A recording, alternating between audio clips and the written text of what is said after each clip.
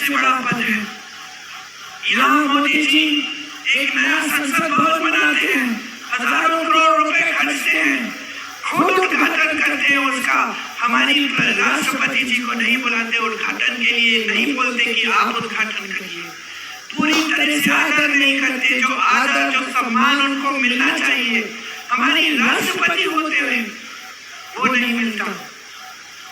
मंदिर का उद्घाटन होता है, प्रधानमंत्री जी खुद करते हैं, राष्ट्रपति जी से नहीं करवाते। आपको सोचना चाहिए कि एक तरफ जो बोलते हैं वो है और दूसरी तरफ जो करते हैं आइए है।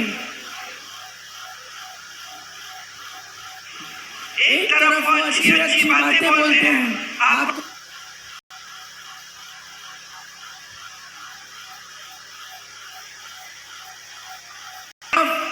जो बोलते हैं वो है और दूसरी तरफ जो करते हैं, इन दोनों चीजों में एक बड़ी खाई है। एक तरफ वो अच्छी अच्छी बातें बोलते हैं, आपको कहते हैं कि आदिवासी समाज का सम्मान किया, लेकिन दूसरी तरफ जब असली सम्मान देने का वक्त आता है तो पीछे हट जाते हैं। बार बार ऐसा होता है, क्यों होता है? मोदी जी चाहे आदिवासियों के बारे में बात करें, चाहे देश के गरीबों के बारे में बात करें, कहते कुछ है करते कुछ और है। सम्मान एक बहुत गहरी भावना होती है। जो असली सम्मान करता है वो उसका राजनीतिक फायदे के लिए सम्मान नहीं करता। आपके आगे जब मोदी जी आते हैं तो सिर्फ अपना राजनीतिक फायदा साधने के लिए आपके सामने सुंदर सुंदर बातें करते हैं, लेकिन उनकी पार्टी लगातार आप पे हमला कर रही है, उनकी पार्टी लगातार आपका अपमान करती है और वो कुछ नहीं कहते। महाराष्ट्र में 2 लाख आदिवासियों को पट्टे नहीं दिए गए, पूरे देश भर में 22 लाख आदिवासियों को पट्टे नहीं दिए गए। ये क्या आदिवासियों का सम्मान है?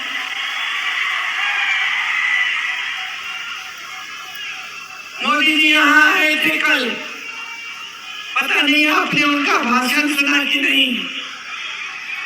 उन्होंने कहा कि मैं शबरी का पुजारी हूं, ऐसा कहा।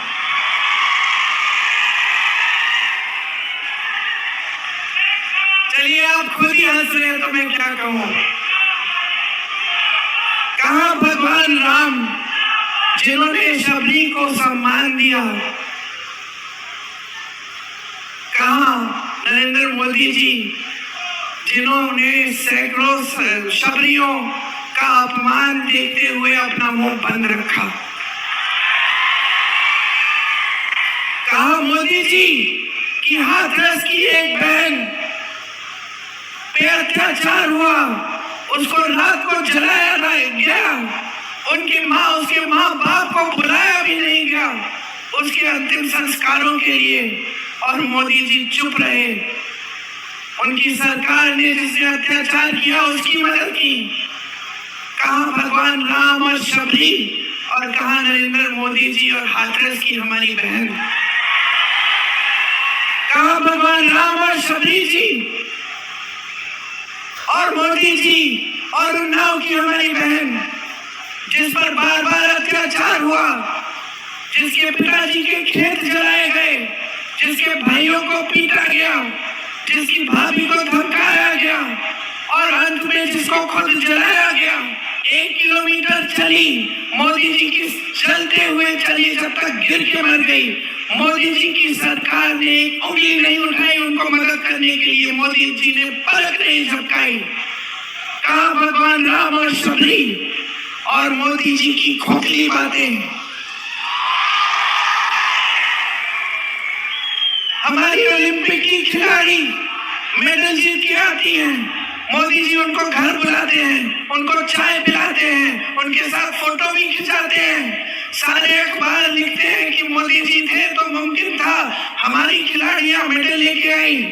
वही खिलाड़ी जब चीख चीख के न्याय मांगती हैं, जब सड़क पर बैठते हुए रोते हुए कहती है मोदी जी मेरी मदद करो, मेरा अत्याचार हुआ है, तो मोदी जी अपने घर से नहीं निकलते, मोदी जी एक लफ्ज नहीं कहते, चुप रहते हैं। कहाँ भगवान राम और शबरी, और कहाँ मोदी जी और ये सारी महिलाएं जिनका अत्याचार इनकी आंखों के सामने हुआ, और इनकी सरकार ने अत्याचारियों की मदद की, उनकी रक्षा की।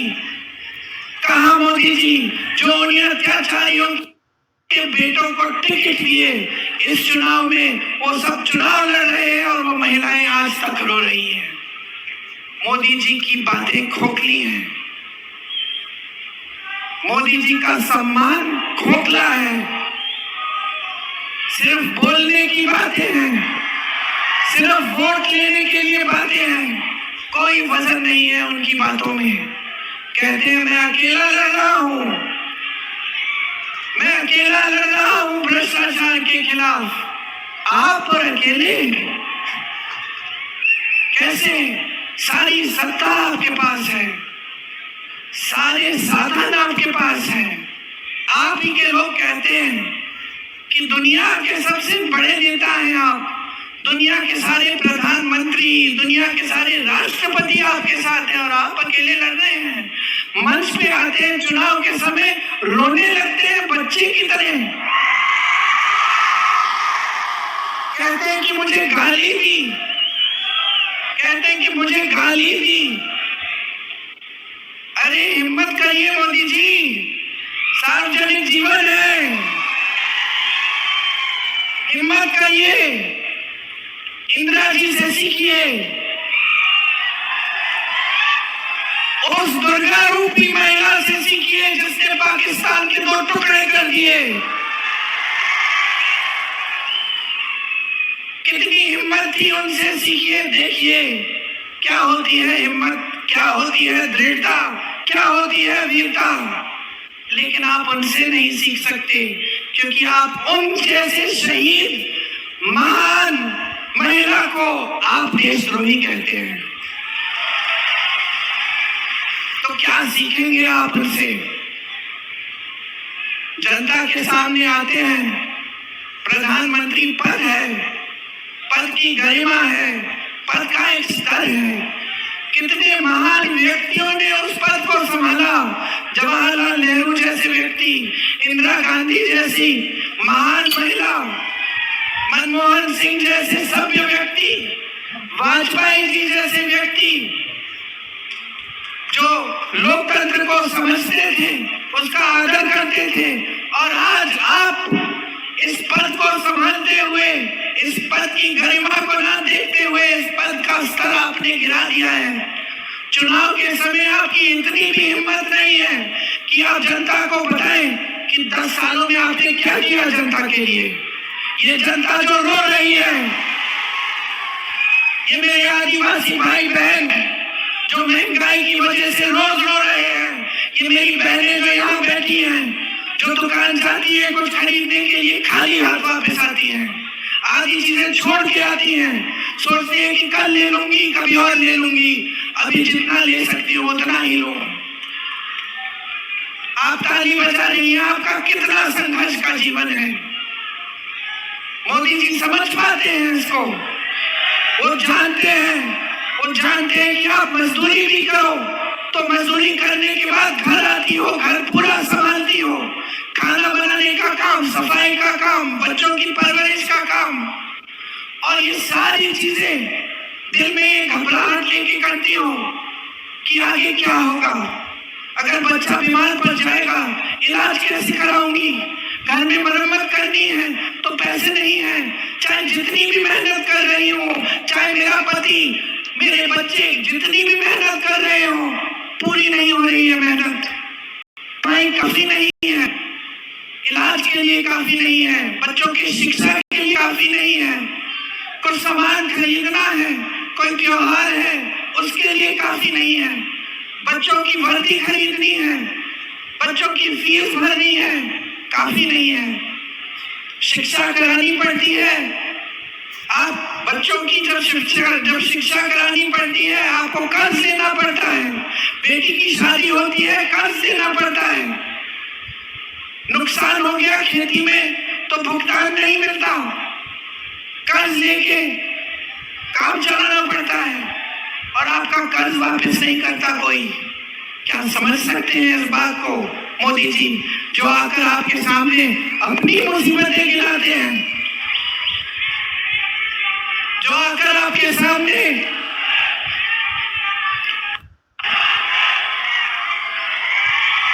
उनको ये सच्चाई कौन बताएगा कि इस देश का जो गरीब है आज पिस रहा है, इस देश का किसान कमा नहीं पा रहा है, खाद नहीं मिल रहा है, पेट्रोल डीजल का दाम इतना बढ़ चुका है कि खेती करनी मुश्किल हो चुकी है। कौन बताएगा इनको? आपके बीच तो आते नहीं है। इंदिरा जी की फोटो निकालिए, आपके घरों में आई है। मैं सोनभद्र में जब भाजपा की सरकार के देखते देखते आदिवासियों का नरसंहार हुआ तो मैं गई। सोनभद्र में यूपी में जगह है, मैं उस गांव में गई उन परिवारों से मिलने के लिए। मुझे क्या पता चला, मुझे ये पता चला कि मेरे से पहले कई दशकों पहले इंदिरा जी वहां गई थी।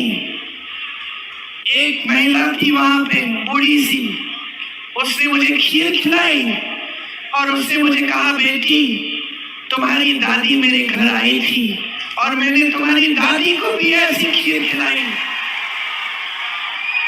ये है हमारी परंपरा, इस देश की लोकतांत्रिक परंपरा कि बड़ी सी बड़ी प्रधानमंत्री आपके घर झुक के आई, आपका आदर करते हुए आई, आपके घरों में आपकी समस्याओं को सुनने के लिए आई। और ये प्रधानमंत्री नरेंद्र मोदी 10 सालों से प्रधानमंत्री रहे हैं।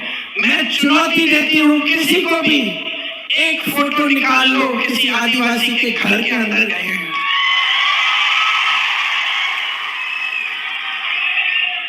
एक बार आपके पास नहीं आए। कहते हैं कि बड़ी आदर है आपके लिए, कहते हैं कि वो आपके बेटे हैं, कि शबरी जी के पुजारी हैं। क्या मतलब है इन बातों का जब इन बातों में वजन ही नहीं है? प्रधानमंत्री हैं, इनकी बात में वजन होना चाहिए।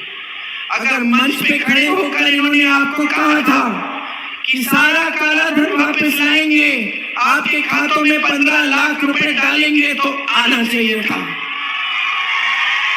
अगर आपको कहा था कि 2 करोड़ रोजगार बना के देंगे, तो वो बनाने चाहिए थे।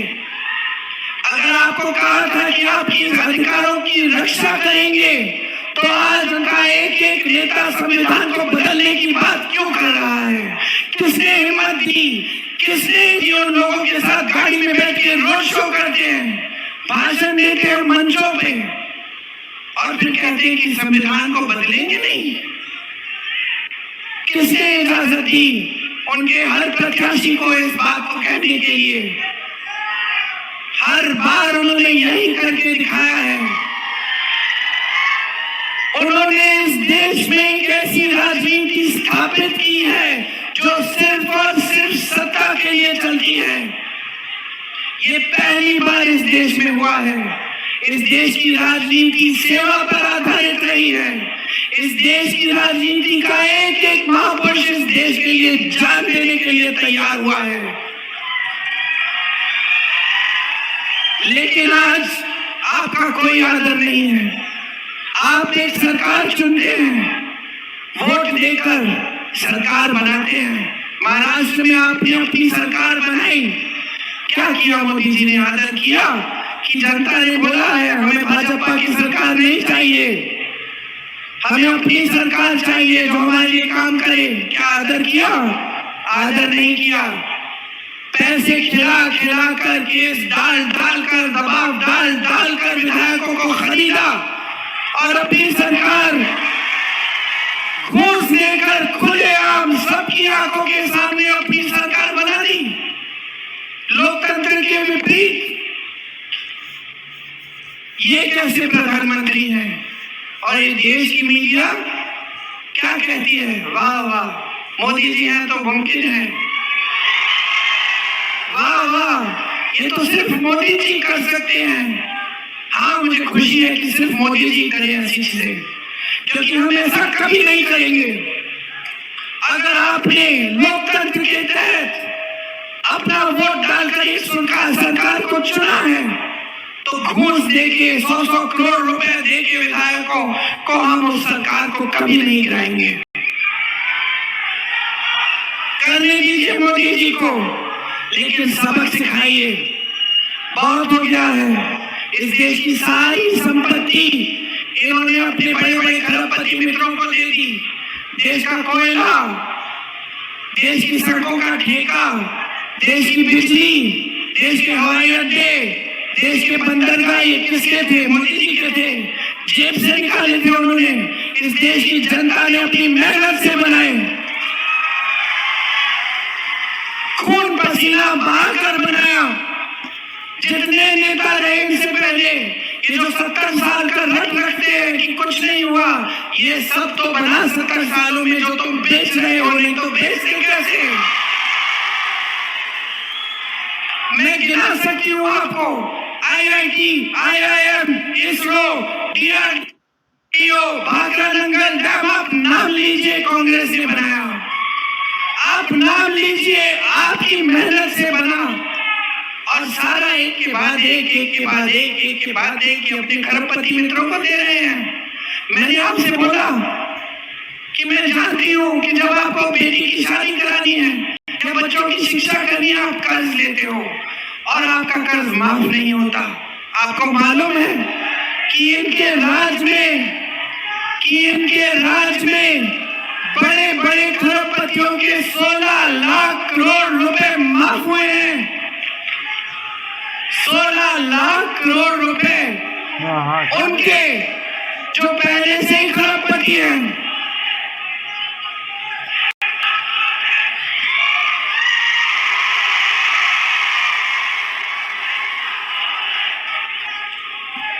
बोलो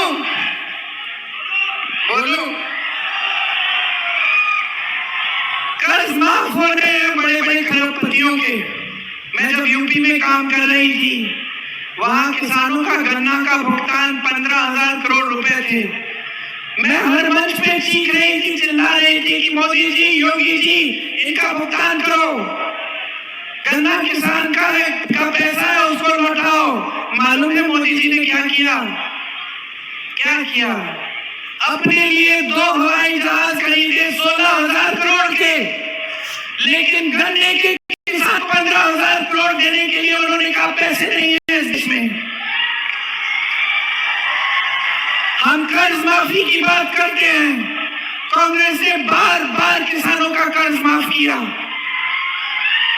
हम करते हैं, मोदी जी कहते हैं कि अर्थव्यवस्था ठप हो जाएगी, पैसे नहीं है। क्यों भाई?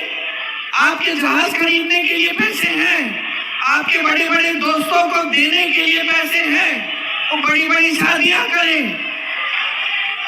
लेकिन किसान अपनी बेटी की शादी जब करता है तो कर्ज लेता है और फिर कर्ज चुका नहीं पाता, आत्महत्या करता है। मैं ऐसे किसानों के घर में गई हूं जो खाद की कतार में खड़े खड़े गिरकर मर गए, क्योंकि घर जाने की हिम्मत नहीं थी, कहीं कतार छोड़ दूं तो मुझे खाद नहीं मिलेगी। मैं ऐसे किसानों के परिवारों से मिली हूं जिन्होंने 50,000 रुपए के लिए 1 लाख रुपए के कर्ज के लिए आत्महत्या कर डाली। बच्चियां रो रही हैं, आगे सब कुछ अंधकार में है और इस सरकार ने कुछ नहीं किया। ये मोदी जी गरीबों के मसीहा, कुछ नहीं किया इन्होंने, ये तो खरबपतियों के मसीहा हैं। इस देश में कभी ऐसे प्रधानमंत्री नहीं हुए, कभी, मैं दावे के साथ कह सकती हूँ, जो एक भी दिन आपके घरों में नहीं आए, आपके गांव में नहीं आए, आपकी खेती में नहीं आए। इनको बहुत हिम्मत दे दी है आपने, बहुत समर्थन दे दिया है। अब सच्चाई भी देख लो इनकी। ये जो टीवी पे आपको दिखता है ये सच्चाई नहीं है, ये सारे टीवी के चैनल बड़े बड़े खरबपतियों की है। साठगांठ है इनकी। इलेक्टोरल बॉन्ड स्कीम लाए मोदी जी, कहते हैं कि भ्रष्टाचार के खिलाफ लड़ रहे हैं। ऐसी स्कीम तो कोई नहीं लाया था कि जो भी चंदा देगा उसका नाम गुप्त होगा। ये स्कीम लाए मोदी जी। फिर न्यायपालिका में कहा गया कि ये सूची जारी करो, सब जनता को जानना चाहिए किसने किसको चंदा दिया। अचानक मोदी जी बदल गए, खुद स्कीम। आपको कोविड की वैक्सीन लगी थी, किस किस को लगी हाथ उठाओ। भी लगी, आपको नहीं लगी? अच्छा अच्छा, हमको तो लगी दो। कोविड की वैक्सीन पूरे देश के लिए एक कंपनी ने बनाई, उस कंपनी से भी चंदा लिया मोदी जी ने 52 करोड़। गुजरात में पुल गिरा, लोग बह गए, सैकड़ों लोग पानी में बह गए। मोदी जी ने उस पुल बनाने वाले से चंदा लिया। मोदी जी ने उन लोगों से चंदा लिया जिन पे छापा मारा था, चंदा लिया छापा बंद। उन लोगों से चंदा लिया जिनके ऊपर केस डाले थे, चंदा लिया